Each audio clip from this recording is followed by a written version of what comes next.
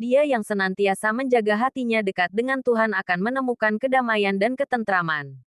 Sementara dia yang senantiasa memberikan hatinya kepada manusia akan menemukan kegelisahan dan ketakutan. Bila seseorang menghabiskan waktunya untuk Allah, maka Allah akan mengurus semua kebutuhannya dan menghapuskan segala kekhawatirannya. Allah akan mengosongkan hatinya supaya hanya dipenuhi dengan kecintaan kepadanya.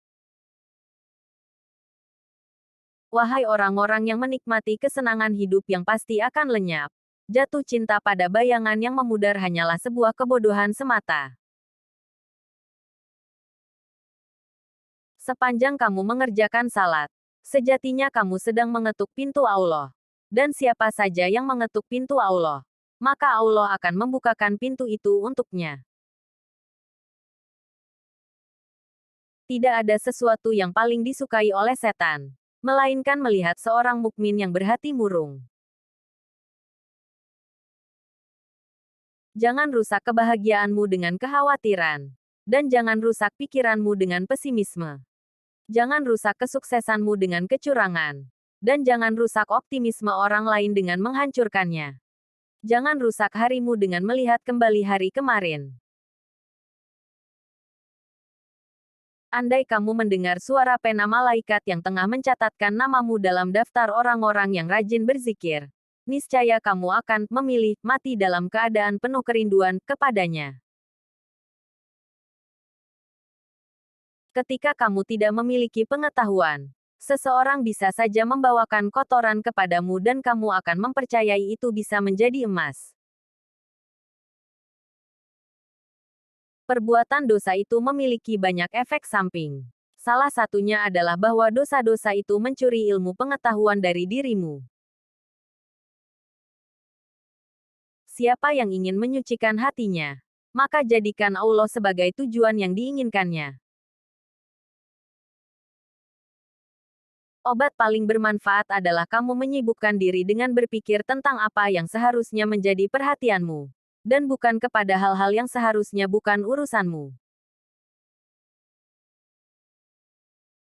Dunia ini ibarat bayangan. Kejar dia dan engkau tak akan pernah bisa menangkapnya. Balikkan badanmu darinya dan dia tak punya pilihan lain kecuali mengikutimu.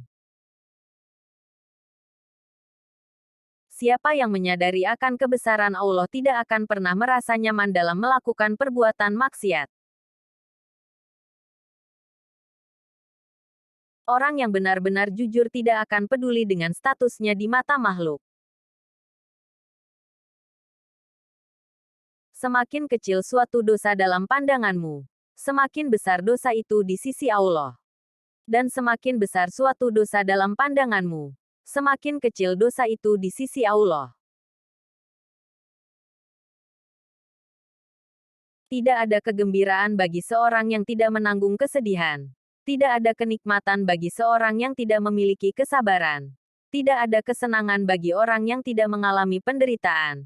Dan tidak ada istirahat bagi orang yang tidak tahan kelelahan. Sabar adalah ketika hati tidak meratap dan mulut tidak mengeluh. Betapa anehnya, engkau kehilangan sedikit saja dan engkau menangis. Sementara seluruh hidupmu yang terbuang sia-sia dan kau malah tertawa.